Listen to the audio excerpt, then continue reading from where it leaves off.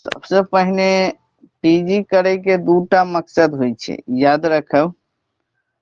PG केला से बहुत opportunity है, पहले वही के बारे में अहाँ सब जान लिया। पीजी के अंतर्गत पोस्ट ग्रेजुएट आबि जाय छै। पोस्ट ग्रेजुएट कनी हम पेंसिल नंबर क ली, ठीक छै। चिंता नहीं करू, अहाँ सब सबटा हम बतायब अहाँके।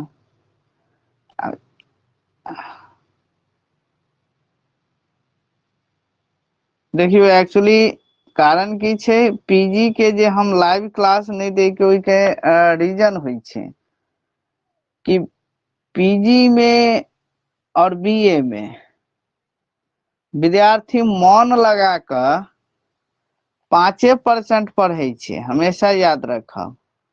आ वह 5% स्टूडेंट जे छै आगू जाकर, एक मिनट अहाँ सब कनी देखियो, पीजी अहाँ के मोटा मोटी 5% स्टूडेंट जे छै पीजी में पढ़े छै, जे याद रखब। आ यह 5% विद्यार्थी जे छै से लाइफ में सक्सेस करे छै। और एकटा होइ छै कि चलू पीजी कऽ लै छी, कतौ कोनो एकटा मकसद होइ छै, ओहो सबटा हम बतबै छी अहाँके। पीजी पर हम पूर्ण रूप से चर्चा कऽ देने छियै, एकर दूटा वीडियो साइट पर अपलोड अछि। यदि अहाँ पीजी में नीक सँ पढ़ै छियै तऽ अहाँके 10 द्वार खुलि जाइ छै। देखियो पहिने विद्यार्थी की करे छै, मैट्रिक करे छै। मैट्रिक के बाद जे छै से विद्यार्थी कंपटीशन के तैयारी करऽ लगे छै, जेना एसएसबी भेल, मतलब लो कलर के जे होइ छै 10th लेवल के, ओहि के तैयारी में लागि जाइ छै। जिनकर फैमिली बैकग्राउंड बढ़िया रहे छै, बैकग्राउंड कहे के मतलब भेलै इकोनॉमिक और इकोनॉमिक तो लगभग में सबके ठीके ठाक रहे छै। इकोनॉमिक और जे छै से एजुकेटेड फैमिली, ई दूटा जे छै से बैकग्राउंड नीक रहे छै तो ओ विद्यार्थी के कखनो भी लो लेवल में नहीं भेजे छै, हमेशा हायर एजुकेशन ओकरा दै छै। तब पीजी में जे छै से अहाँके दूटा मकसद भऽ जाइ छै। विद्यार्थी जल्दी जॉब पाबै के लेल मैट्रिक केलक, 18 ताके छै कि हमर उम्र कहिया 18 पुरि जाय, मैट्रिक से चालू कऽ दै छै जॉब के तैयारी केनाइ, ठीक छै। फेन 12वीं केलक और जॉब में कनि ध्यान दऽ दै छै। मतलब ओ विद्यार्थी चाहे छै कि हमरा ग्रेजुएशन होइत यानी 12वीं केलक, ओ कंपटीशन के तैयारी केनाइ चालू कऽ दै छियै, और संगे संगे कतौ से अपन अहाँके ग्रेजुएशन केनाइ चालू कऽ दै छै, और सोचे छै चलू हम कतौ जॉब पाइब ली। मुदा ग्रेजुएशन केला पर आब जे ग्रेजुएशन कऽ के अहाँके एजुकेशन यानी जॉब के तैयारी करे छै, तो ओकर 5 द्वार खुलि जाइ छै। कै द्वार? 5 द्वार खुलि जाइ छै। आ जखन पीजी कऽ लै छै, पोस्ट ग्रेजुएट कऽ लै छै, तऽ ऑलरेडी अहाँ मास्टर डिग्री कऽ लै छियै, मास्टर डिग्री, ठीक छै। और संगे संगे अहाँके 10 द्वार खुलि जाइ छै। कतेक? ग्रेजुएशन के लिए तऽ अहाँके 5 द्वार, आ पीजी कऽ लेलियै तऽ अहाँके 10 द्वार खुलि जाइ छै। बाकी एकर अलग अलग फील्ड में अलग अलग क्राइटेरिया छै, मुदा हम एजुकेशन फील्ड में अहाँके बता रहल छी कि टीचिंग फील्ड में एकर की क्राइटेरिया छै। तऽ देखियौ, टीचिंग फील्ड में सबसे पहिने अहाँ पीजी में जे एडमिशन लेलियै, यानी पीजी के अंतर्गत सबटा आबि जाइ छै, मास्टर डिग्री आबि जाइ छै। की आबि जाइ छै? Master degree. मुदा मास्टर के अंतर्गत आर्ट, साइंस, कॉमर्स सबटा आबि जाइ छै। तऽ जे आर्ट वाला रहे छै ओकरा एमए कहै छै, जे साइंस वाला रहे छै ओकरा एमएससी कहै छै, और जे कॉमर्स वाला रहे छै ओकरा एम कॉम कहै छै। याद रखब, जते जानकारी हम दे रहल छी हम सब जहिया पीजी करे छलिए त ई जानकारी दे लेवा के लेल लालसा रहे छले, क्यों नहीं दे छले। जते सुविधा अहाँ के खास कर मैथिली में एखन भेट रहल या उते सुविधा हमरा और के समय में नहीं रहे। तब पीजी केला से दूटा फायदा भ जाय छै। जे विद्यार्थी बीएड क क, सबसे पहले जे विद्यार्थी बीएड क क यदि पीजी करे छै तो ओकर त 12 द्वार खुल जाय छै। एते बुझियो बीएड क क जो अहाँ के पीजी क रहल छै तो हुनका 12 द्वार खुल जाय छै। आ जे पीजी क के बीएड करता हुनकर 10 द्वार खुले छै। अब देखियो हम सबटा समझा रहल छी, पहिने बेसिक चीज समझियो की छै एकर महत्व। एकर महत्व समझियो सबसे पहले। पीजी त अरे गरे नथु खैरे क्यों क लै छथि, मुदा नॉलेज प्राप्त नहीं रहे छै। पीजी केनाइ बड़ी बात नहीं छै, मुदा करनाइ बड़ी बात छै। ओकर फॉलो केनाइ बहुत जरूरी छै। पीजी केला से जे विद्यार्थी बीए क क जो अहाँ पीजी क रहल छी तो ओकरा की अपॉर्चुनिटी, हुनका की अपॉर्चुनिटी छै ओ देख लियो। सबसे पहले तो अहाँ 9th 10th के लेल एप्लीकेट भ जाय छी। 9th 10th में जे भी विषय या आर्ट और सॉरी सब्सिडरी ऑनर्स दोनों में जे छै से जे भी विषय अहाँ रखने छो ओई विषय से चाहे लैंग्वेज में जे भी विषय या हिंदी, इंग्लिश, मैथिली जे भी विषय या उर्दू ओ विषय से अहाँ टीचर बन सके छी 9th 10th के। संगे संग ग्रेजुएशन आ प्लस बीएड के डिग्री लगे छै। तो ग्रेजुएशन तो चाहबे करी, ग्रेजुएशन चाहबे करी और प्लस जे छै से बीएड चाही। ई तो भ गेल 9th 10th शिक्षक बना के लेल। दोसर, जो अहाँ पीजी क लै छिए, एखन क्लास कई के चल रहल है पीजी के, तो एकर दूटा अपॉर्चुनिटी भ जाय छै। एक कि पीजी के दौरान अहाँ प्रोफेसर बन सके छी, पीजी के दौरान प्रोफेसर वाला डिग्री प्राप्त क सके छी। आ संगे संग जखन पीजी भ गेल, पास क लेलौं, तो अहाँ 12वीं के 12th क्लास के जे छै, ठीक छै, मास्टर बन जाब, शिक्षक बन जाब।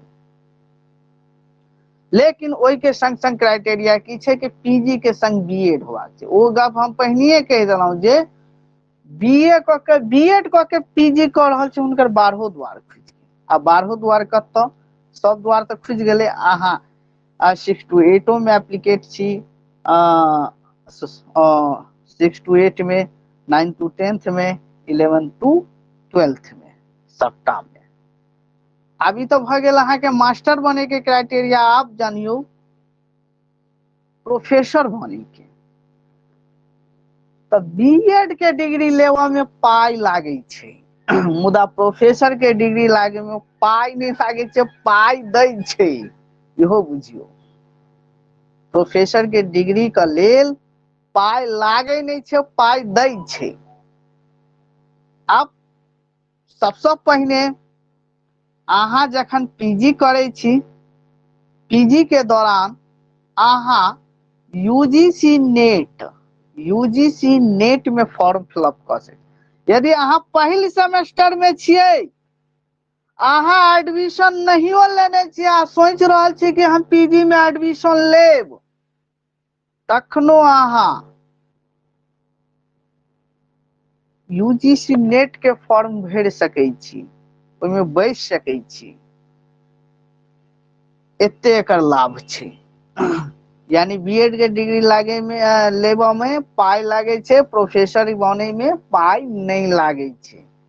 आब यूजीसी नेट के जखन अहाँ फॉर्म भरबै, आ ई फॉर्म में ई जखन अहाँ सब तैयारी करब यूजीसी नेट, तखन हम ओइमे पूरा, ओइमे दूटा पेपर होइ छै। एकटा नेट के पेपर होइ छै, बस शॉर्टकट में बता दै छी, आ एकटा जेआरएफ के पेपर होइ छै।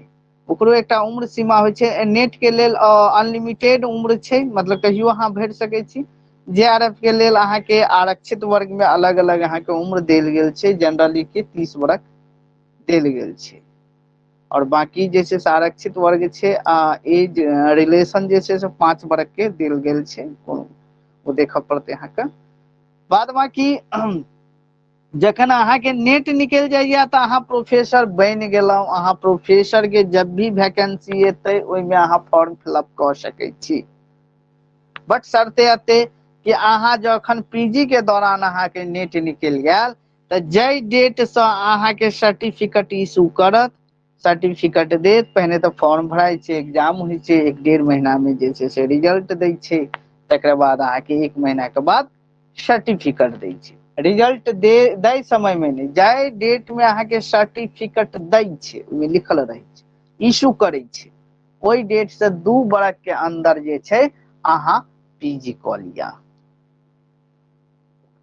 दोसर गप, जेआरएफ जे अहाँके निकलि जायत तऽ पीएचडी जखन अहाँ करबै अहाँके नाम के आगू में डॉक्टर लागत, और उ जेआरएफ जे निकलि जायत तऽ अहाँके 50,000 पर मंथ 5 साल तक देत, 5 इयर्स, ठीक छै, 5 इयर्स अहाँके भेटत। तऽ कते लाभ छै, सिर्फ नेट निकालि लेलियै, आजीवन कभी भी वैकेंसी एतै तऽ अहाँ प्रोफेसर बनि सकै छी, प्रोफेसर बनि सकै छी, असिस्टेंट प्रोफेसर या गेस्ट वाला जे फैकल्टी अबै छै, गेस्ट वैकेंसी जे सेहो अबै छै अहाँके यूनिवर्सिटी सब निकालै छै, ओहो में अहाँ पढ़ा सकै छी, पर क्लास अहाँके 1500 टका देत, एते लाभ छै। आ संगे संग बीएड या तऽ दुनू हाथ में लड्डू, फॉर्म फिलअप करू, भरू, बैसू, तैयारी करू। देखियौ आब अहाँ सबके हम पहिनिये कहलहुं कि पीजी में जे एडमिशन लै छै तऽ विद्यार्थी 5% बैसित पढ़ै छै, तऽ ओ 5% में आब हम गिना दै छी। एकटा होइ छै चल भाई पीजी कऽ लै छी, केनाहितो के सेटलमेंट भऽ जायब, कहीं कट ऑफ उट ऑफ कम अभी तऽ बीपीएससी तऽ आब ने भरमार देबऽ लगलै, पहिने कहाँ छलैया, कते कते के तऽ बाल सफेद भऽ गेलै, एक्सपायर भऽ गेलै डेट पहिनुका जे केने रहे। तऽ चलू एकटा डिग्री एकटा जॉब जायत, कियाकि ओहो बेर के जे गप कहि रहल छी बीपीएससी टीआरई 2 के गप कहि रहल छी, मैथिली के खास कर एहन स्टूडेंट सब जिनका मैथिली पढ़ऽ नहि अबै छलै, हम तऽ एकटा अहाँके ट्यूटर छलहुँ, पढ़बै छलहुँ, मतलब एकटा शिक्षक छलहुँ के चलू हमर तऽ काज छलै पढ़बै के, पढ़ेलहुँ, कतेक दिन हम स्क्रीन पर लाबि कऽ हुनका रीडिंग करबेलियै, ओ आइ के डेट में शिक्षक छै, शिक्षक छै, पाइ उठबैत हेतै मुदा हुनका अखन पढ़ऽ पड़ैत हेतै, या दोसर सब्जेक्ट में रहितै तऽ अहाँके एते कम्पटिशन छै। तै लऽ कऽ पढ़ू, ई पढ़ला से अहाँके 2टा फायदा हैत, नेट में सेहो फायदा हैत, बीपीएससी में सेहो फायदा हैत, बेस मजबूत रहत तऽ छीप ऑटोमेटिक बनि जाइ छै, एकटा गाम घर में देहात छै कि जड़ि मजबूत तऽ छीप अपने बनि जाइ छै, तऽ जड़ि के मजबूत करू। आ पता चलल एम ए तेम ए कऽ लेलहुँ, आब दिन राति पढ़ै छी, दिन राति पढ़ै छी, वएह पढ़ाई एखन किया नहि पढ़ब जे हम डिग्रियो लऽ रहल छी आ पढ़बो करब संगे संगे। तऽ चलू आब हम आबि जाइ छी एम ए पर। तऽ मेन मकसद छै, हम क्लास कोनो बेर नहि दऽ रहल छी, ओहोमे अहाँ सबके सपोर्ट करऽ पड़त, सहयोग करऽ पड़त, विद्यार्थी एकत्रित करू, एहिमे किछु विद्यार्थी अहाँके बैच लेने छै एप्लीकेशन पर जाकऽ, और जे भी विद्यार्थी बैच लेबऽ चाहै छी अहाँके 2टा ऑप्शन देल गेल यऽ, बैच में हम तखने लाइव आयब, लाइव आयब हम पढ़ायब निश्चित, अहाँके 2टा ऑफर यऽ, ऐप पर जाके या तो अहाँ पेमेंट होता ऐप पर जाके पेमेंट कटा दियो, या 1000 टका जे छै, यदि पाई कमो छै कोनो बात नहीं, 5 दिन बादो देल जेतै, अहाँ एहिमे 50% अहाँ पेमेंट जमा कऽ कऽ हमरा पठा कऽ क्लास ज्वाइन लऽ सकै छियै। 1000 टका नहीं पुरे छै तऽ बादो में 500 टका देल जेतै, 10 दिन के समय लऽ लेल जेतै, आ नहीं एक संग देबऽ चाहे छी या तऽ ऐप पर अहाँ कटा दियौ या तऽ स्वयं हमरा पठा दियौ, ऐप पर कटेबै तऽ किछु चार्ज अहाँके लागत, ओ चार्ज नहीं लागत यदि स्वयं हमरा पठबै छै। चलू आब किछु हम एतऽ डिस्कशन कऽ लै छी, एहिमे सबटा हम समझा देने छी, बुझा देने छी, पूरा डिटेल जाने के लेल अहाँ यूट्यूब पर वीडियो देख लेब, हम ग्रुप में एक बार शेयर कऽ देब। एहिमे कुल एग्जाम कतेक के होइ छै, तो हम बताइए दिलों अहाँ के ई सबटा छठा पॉइंट देख लियो, ई पांचम पॉइंट और छठा पॉइंट। पांचम पॉइंट अहाँ के इंटरनल असाइनमेंट होय छै जकरा CIA कहल जाय छै, कंटिन्यूज इंटरनल असाइनमेंट जकरा CIA नाम से जानल जाय छै, ठीक छै। एकरा इंटरनल एग्जाम सेहो कहल जाय छै, एकरा इंटरनल एग्जाम सेहो कहल जाय छै। ई 30 नंबर के होय छै, ई 30 नंबर के होय छै।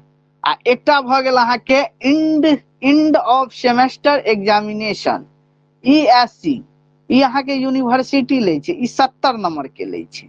हम किछ नंबर पर डिस्कशन क ली। अहाँ के कुल मिला के पहिल सेमेस्टर में, एखन पहिल सेमेस्टर के चर्चा करल छै, टोटल अहाँ के 1600 के एग्जाम, टोटल तो ना के अहाँ के 2000 के एग्जाम हैत। कते के? 2000 के। 400 के अहाँ के जनरल वाला पेपर सब रहत और 1600 के जे पेपर जे छै से अहाँ के मैथिली से रहत। 1600 के पेपर मैथिली के रहत, जाहि में पहिल सेमेस्टर में जे छै अहाँ के 500 के एग्जाम हैत। दोसर में सेकंड में अहाँ के 600 के हैत। थर्ड में 600 के आ फोर्थ में कते भ गेलै अहाँ के 6 12 17 अहाँ के फोर्थ में अहाँ के 300 के हैत, ठीक छै। टोटल कते पूरी गेलै? 2000 पूरी गेलै। मुदा अब ई जान लियो, फर्स्ट पेपर में जे छै 400 के ऑनर्स, मतलब ऑनर्स नहीं मैथिली से हैत, 400 के अपन विषय मैथिली से। सेकंड में 500 के, थर्ड में 500 के आ लास्ट पेपर जे रहत वो अहाँ के 200 के। टोटल कते भेले? 12 4 1600। जाय में लास्ट वाला जे पेपर रहे छै फोर्थ ईयर, ई कनी अहाँ के ज्यादा परेशान वाला पेपर रहे छै। फोर्थ ईयर में अहाँ के जे छै से 160 पेज के जे छै से अहाँ के कोनो एकटा टॉपिक देत। ओ टॉपिक पर अहाँ के जे छै से प्रोजेक्ट तैयार करऽ पड़े छै। कोनो भी अहाँ के टॉपिक द दे, जना हरिमोहन झा के व्यक्तित्व ओ कृतित्व कोनो भी द देत अहाँ के, ओ अहाँ के पूछत कि अहाँ कोन टॉपिक लेबे, तो ओ टॉपिक अहाँ के देत फोर्थ सेमेस्टर के गप के।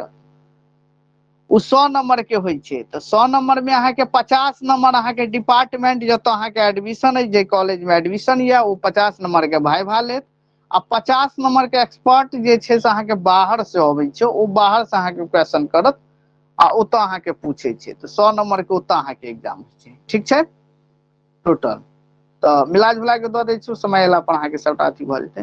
तकर बाद अहाँ के जे सेमिनार होय छै, भाइभा होय छै, जतेक पेपर हैत ततेक भाइभा हैत। अब अनी रह गेलै अहाँ के 70 नंबर के जे एग्जाम होय छै, जाहि में अहाँ के 20 नंबर के ऑब्जेक्टिव रहे छै। 10 टा ऑब्जेक्टिव पूछे छै, 10 टा ऑब्जेक्टिव अहाँ के प्रत्येक ऑब्जेक्टिव बहुत मायने रखे छै, बहुत मायने रखे छै। तो 10 टा ऑब्जेक्टिव पूछत आ प्रत्येक ऑब्जेक्टिव 2 मार्क के रहत, यानी अहाँ के 20 नंबर भेटत। ई तो भ गेल। तकर अन्य लिखित में अहाँ के क्या नंबर के तैयारी करऽ पड़त? 50 नंबर के। 70 में से 50 नंबर के लिखित, जे कि हम अहाँ के टॉपिक द देब, ओहि टॉपिक से बाहर एकटा प्रश्न नहीं रहत और टॉपिक हम पढ़ा देब। कोना लिखल जाय छै, कतेक पेज लिखल जाय छै, कोना लिखबै, कोन चीज पहिने लिखबै, जे देखते मात्र जे छै से अहाँ के नंबर द देतै। तो 70 नंबर कंप्लीट भ गेल। आ 30 नंबर के जे विभाग अहाँ के लेत, जतो जे डिपार्टमेंट में अहाँ के नाम या मैथिली से, ओहि डिपार्टमेंट में अहाँ के 30 नंबर के लेत। तो 30 नंबर में अहाँ के की सब ले देख लियो। 2 mid semester written test on of 1 hour duration each, यानी अहाँ के 7.5 नंबर, 7.5 नंबर के जे छै और 7.5 नंबर के 2 टा पेपर हैत। 7.5 यानी 30 नंबर देखियो, 7.5 नंबर यानी 15 नंबर के अहाँ के 2 टा पेपर हैत। तकर बाद सेमिनार क्यूज में अहाँ के 5 नंबर के सेमिनार आ क्यूज होय छै, क्यूज पूछे छै अहाँ के, ओ 5 नंबर के अहाँ के भेटत प्रत्येक सेमेस्टर। ई सेमेस्टर के गप भ रहल, ई पूरा अहाँ के सेमेस्टर के गप भ, मतलब ई कहे के मतलब 30 नंबर के एकटा पेपर 30 नंबर के भ। मुदा क्यूज सेमिनार एके बेर हैत, एके बेर, एक सेमेस्टर में एक बेर, एक सेमेस्टर में एक बेर, सबटा मिला के अपना हिसाब से द दै छै। सेमिनार आ क्यूज एके बेर हैत। असाइनमेंट जे छै से आब ई 30 में जे 15 नंबर के जे अहाँ एग्जाम देबै, ओ 15 नंबर में से वह क्वेश्चन में से अहाँ के मतलब एकटा प्रश्न अहाँ के लिखऽ पड़त। यानी पहिल सेमेस्टर में 5टा पेपर है, 5टा पेपर में से एक एकटा प्रश्न के लिखऽ पड़त। एकटा कॉपी होइ छै, असाइनमेंट के कॉपी होइ छै, ओहि कॉपी में अहाँ के कम से कम 5 पेज के एकटा लिखऽ पड़त और 20-25 पेज में अहाँ के लिख कऽ ओ अहाँ के सबमिट करऽ पड़त। ओ ओतऽ से वएह में से अहाँ के पूछत क्वेश्चन।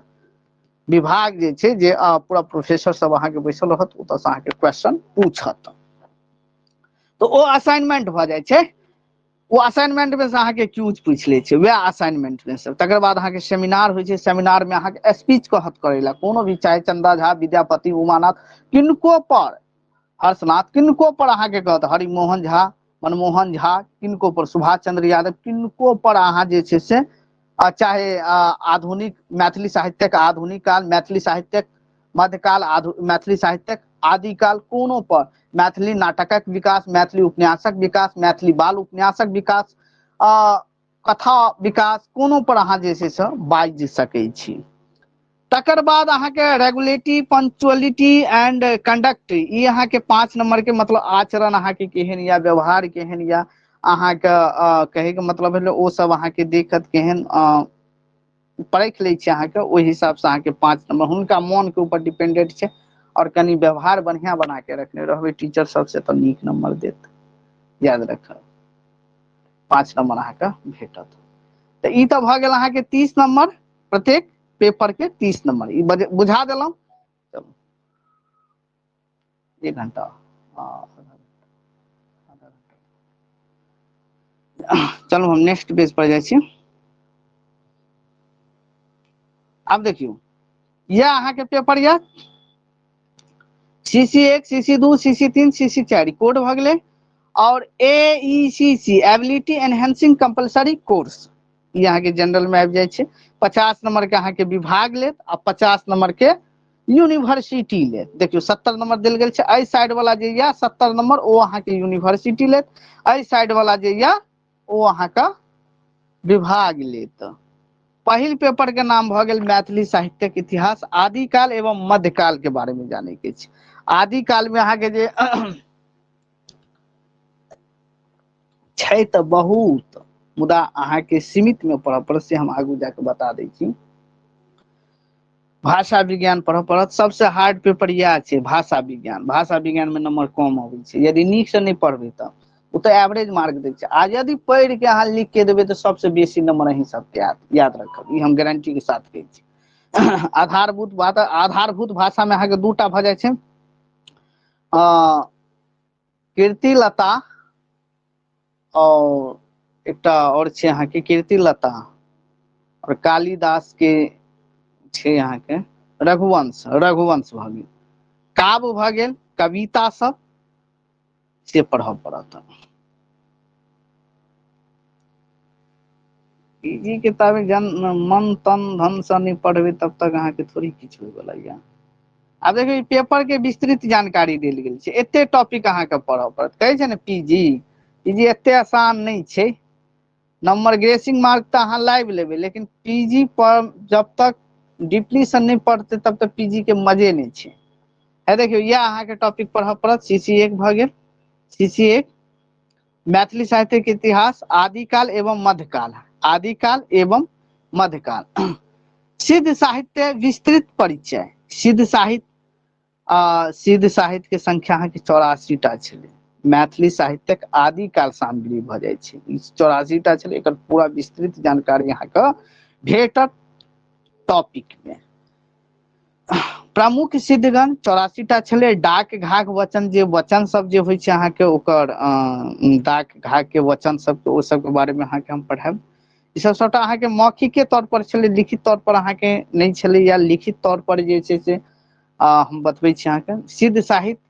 सिद्ध साहित्य के मतलब जनजीवन केहन छलै अहाँ के, ओ सब अहाँ के बौद्ध साहित्य के यानी बौद्ध धर्म का प्रचार अहाँ के करै छलै। सिद्ध साहित्य में जे छै ओ अपन धर्मक प्रचार करै छलै। ओहि समय में जे छै से ज्यादा जे छै से कहे के मतलब भेलै, ओहि समय में ज्यादातर लोग धर्मे के प्रचार करै छलै। सिद्धक काल निर्णय, ओकर टाइमिंग की छलै, जेना सरहप्पा, लोईपा, सरहप्पा, भुसुकप्पा, ई सब सिद्धगण अग्नि पर नाम भऽ गेल, ओकरा सबके बारे में हमरा पढ़बाक छै। ज्योतिरीश्वर आदि कालक जनक जे छै, मैथिली साहित्यक आदि कालक जनक ज्योतिरीश्वर ठाकुर अहाँके मानल गेल छै। हिनकर 3टा रचना भऽ गेल, ओना 4टा रचना छै, मुदा हम 3टा रचना के चर्चा करै छी एखन। वर्ण रत्नाकर, धूर्त समागम आ पंचसायक, ठीक छै। जाहिमे अहाँके देखियौ एतऽ देने छै ज्योतिरीश्वरक कृति, तऽ कृति तखने दऽ देलकै हिनका तीनू कृति पढ़ै के छै, वर्ण रत्नाकर, धूर्त समागम, पंचसायक, ठीक छै, पंचसायक। जाहिमे वर्ण रत्नाकर मैथिली साहित्यक पहिल आदि ग्रंथ भऽ गेल, और धूर्त समागर पहिल प्रहसन भऽ गेल, पहिल प्रहसन आदि कालक पहिल प्रहसन नाटक भऽ गेल अहाँके।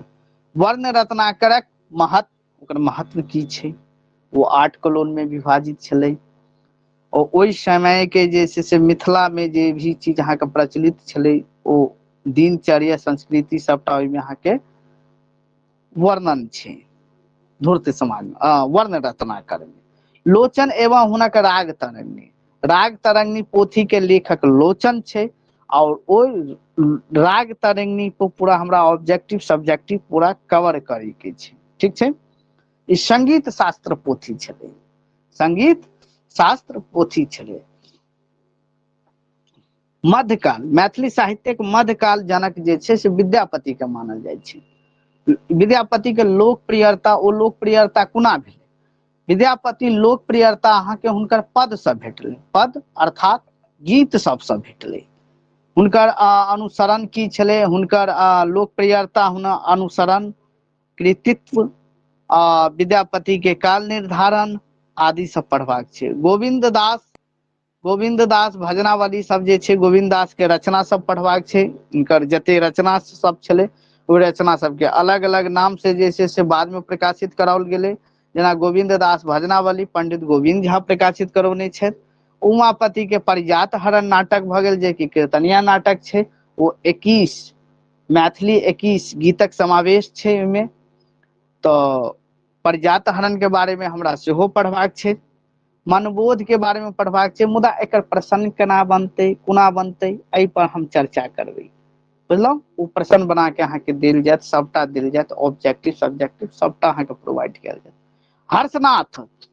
हर्षनाथ माधवानंद, उषानंद, इनका 2टा अहाँके रचना छै। आ हर्षनाथ विद्यापति परंपरा के अंतिम कवि छथि। तकर बाद चंदा झा से पूर्व जते कवि लोकनि छै, हुनका बारे में पढ़बाक छै। ई संदर्भ पोथी देने या, ई अहाँके पोथी, एहिमे से अहाँके किछु पोथी लेबाक अछि, जे कि अहाँके फाइनली क्लास में हम बता देब कोन कोन पोथी अहाँके लेबाक अछि। ई अहाँके हम फाइनली क्लास पेड क्लास में अहाँके हम बता देब। चलू, ई पोथी लेबाक छै, और पोथी के नामो याद करबाक छै।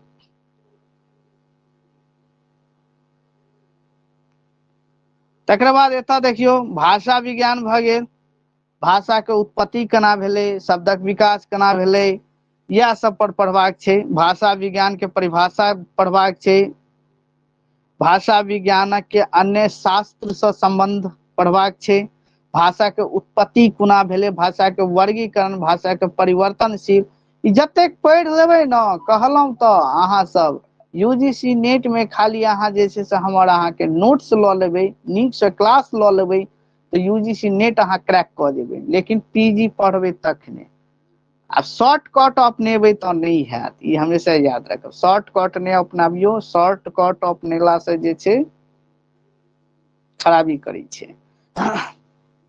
अर्थ परिवर्तन ओ कारण, ध्वनि नियम, भाषा ओ बोली, भारतीय भाषा परिवार, मैथिलीक उद्भव ओ विकास, मैथिलीक शब्दक विकास क्रम, सब यानी शब्द के विकास सब कोना भेलैया, ओ सबटा अहाँके बतायब। मैथिली संबंध बांग्ला, यानी मैथिली के संबंध बांग्ला, माय बेटी के रिश्ता कोन भाषा से अछि, तऽ बांग्ला से, बांग्ला और मैथिली के माय बेटी के संबंध छै, ठीक छै। बाकी ई पोथी देल गेलै छै, एहिमे से कोन पोथी लेबाक छै हम सजेस्ट कऽ देब। रघुवंश ई कनी अहाँ के सबसे इजी टॉपिक या छै, मुदा एहिमे अहाँ के सबसे इजी टॉपिक छै, यहाँ के दुएटा पोथी पढ़बाक छै, रघुवंश महाकाव्य भ गेल और एकटा कीर्ति लता। कीर्ति लता जे छै से विद्यापति के रचना छै, कीर्ति लता विद्यापति के रचना छै, दुएटा हमरा पोथी पढ़बाक छै, रघुवंश और कीर्ति लता। तऽ 19 सर्ग में अहाँ के रघुवंश अहाँ के जे छै से विभाजित अछि और कीर्ति लता जे छै से ई 4 परिच्छेद में विभाजित अछि। ठीक छै, परिच्छेद नहीं, मिस्टेक भ गेल, पल्लव में। कीर्ति लता 4 पल्लव में विभाजित अछि, 4 पल्लव में, पल्लव। और पुरुष परीक्षा जे छै विद्यापति के ओ अहाँ के परिच्छेद में विभाजित छै, कीर्ति लता पल्लव में विभाजित छै। और याद रखब कीर्ति लता जे छै से अवहट पोथी छै, एखुनका मैथिली ओहि समय के अवहट, एखुनका मैथिली ओहि समय के अवहट। और ई जे छै से विद्यापति के जे आश्रयदाता छलै कीर्ति सिंह, हुनके आज्ञा से लिखने छै।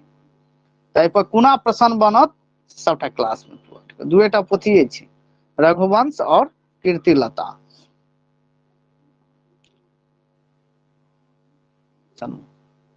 चारिम सेमेस्टर अहाँ के भ गेल, ई कनी अहाँ के हार्ड छै, याद रखब। ई अहाँ के कनी देखियो कते टॉपिक छै, अहाँ सब कहै छियै ना बहुत टॉपिक। ई काव्य पढ़बाक छै, काव्य के जन्मदाता अहाँ के किनका मानल जाइ छै, काव्य के जन्मदाता अहाँ के विद्यापति के मानल जाइ छै, किनका, विद्यापति के। मैथिली साहित्य एकटा एहन साहित्य छै जतऽ पहिने सब साहित्य में पहिने पद के बिना जे छै से गधक निर्माण संभव नहीं छै, मुदा मैथिली साहित्य एहन छै जतऽ पहिने गध हेलै तखन पद हेलै, पहिने गद के जन्म भेलै तखन पद के जन्म भेलै। तऽ काव्यक जन्मदाता जे छै विद्यापति के अहाँ के मानल जाइ छै। विद्यापति गीतावली का देखियो आधार पर विद्यापति के काव्य प्रतिभा मूल्यांकन, विद्यापति के श्रृंगार वर्णन, विद्यापति के भक्ति वर्णन, विद्यापति के विरह वर्णन, अभिसार मान, विद्यापति के उगना जे कहै छियै, उगना महादेव, ओकर पूरा जानकारी अहाँ यह पीजी में पढ़बे, उगना की छै, रियलिटी ओकर की छै, ओकर कहानी की छै, हिस्ट्री की छै, ओ उगना के बारे में अहाँ पढ़बे, एखन सबटा बताएब। विद्यापति के रचना प्रभाव, विद्यापति के लोकप्रियता, विद्यापति के बहुमुखी प्रतिभा, कवि, विद्यापति के बहुदेवोपासक। दोसर यूनिट में भ गेल गोविंद दास, एमे दूटा टॉपिक पढ़े के या, विद्यापति और गोविंद दास के बारे में सेहो पढ़बाक छै। गोविंद दास भजनावली, गोविंद दास भजनावली के रचनाकार के छथि अहाँ के, ई संपादित पोथी भ जाइ छै अहाँ के, पंडित गोविंद झा भ जाइ छै। महाकवि गोविंद दास के काव्य वैभवक परिचय, गोविंद दासक रचना में भक्ति भावक उद्देश्यक, गोविंद दासक रचना नारी के फल सम्मित, गोविंद दासक रचना में राधा कृष्णक भाव। ठीक छै, तकर बाद चित्रा पढ़े के छै, वैद्यनाथ मिश्र यात्री के ई चित्रा भ गेल। एहि चित्रा में अहाँ के जे छै 28 टा कविता संकलित छै, कते 28 टा। तकर बाद एतऽ देखियो सूर्यमुखी, आरसी प्रसाद सिंह के सूर्यमुखी छै, सूर्यमुखी हमरा पढ़बाक छै, एहिमे से किछु शीर्षक सब पढ़बाक छै। साउन भादव पढ़बाक छै, साउन भादव के रचनाकार सुरेंद्र झा सुमन भ गेल। एतऽ किछु पोथी सजेस्ट केने अछि, मुदा सबटा नहीं लेबाक छै, सबटा के पीडीएफ हमरा लग भेट जायत, जते पीजी के पीडीएफ अछि सबटा हमरा लग पोथी के पीडीएफ भेट जायत, आ प्लस नोट्स आ प्लस ऑब्जेक्टिव आ क्लास जे छै से अहाँ के रूटीन ग्रुप में पठा देल जायत। और बाकी जे छै से क्लास अहाँ सबके हम रूटीन पठा दै छी, क्लास जहिया से अहाँ ज्वाइन कर लिये एकटा ग्रुप और अहाँ के बनायल जायत, जखन अहाँ पेड क्लास ल लै छी तऽ ग्रुप एकटा अलग से अहाँ सबके बनाओल जायत। और देखियो गोविंद दास भजनावली के मात्र हमरा आदि से 20 पद यानी पहिल से 20 पद हमरा पढ़बाक छै। ठीक छै, 20 टा पद पढ़बाक छै। और विद्यापति गीतावली में जे छै एकरो पंडित गोविंद झा जे छै से अहाँके एहिमे देखियौ आदि से अंत, आदि से 20 पद, इहो में पहिल से 20 पद मात्रे पढ़बाक छै। तो हम क्लास जे छै से अहाँ सबके